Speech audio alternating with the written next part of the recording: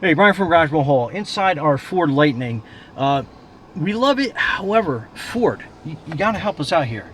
So, in this compartment, it does have the Q wireless charging, QI, Q, and when you put it there, like it doesn't have a magnetic charger. So even if you had an Apple phone and you put it on, there's like no magnetic charger. This charger is absolutely useless. Like it doesn't, there's no button to raise it, to make it flat. That's kind of like how it is. However, I came up with a pretty simple solution. This is the prototype. And basically it just sits in there. And then now when you put your phone in,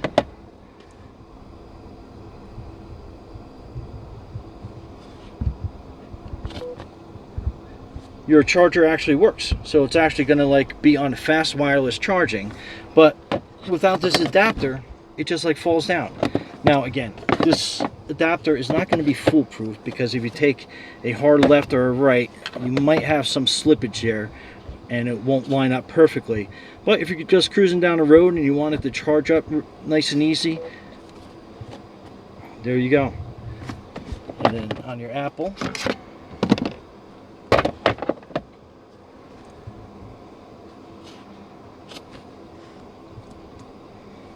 so it says charging 83%.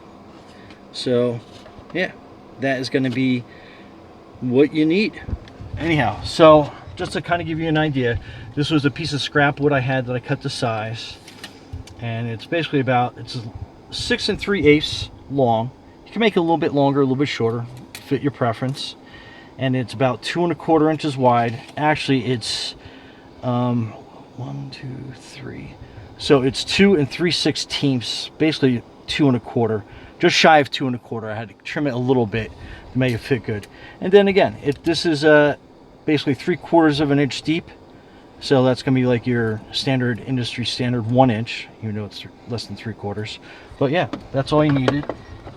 And if you don't have the power tools to cut this, send me an email and I will be more than happy to cut you one and paint it whatever color you like, just for you know, a little bit of a fee. But anyway, Brian from Garage Hall, thanks for watching and be safe out there.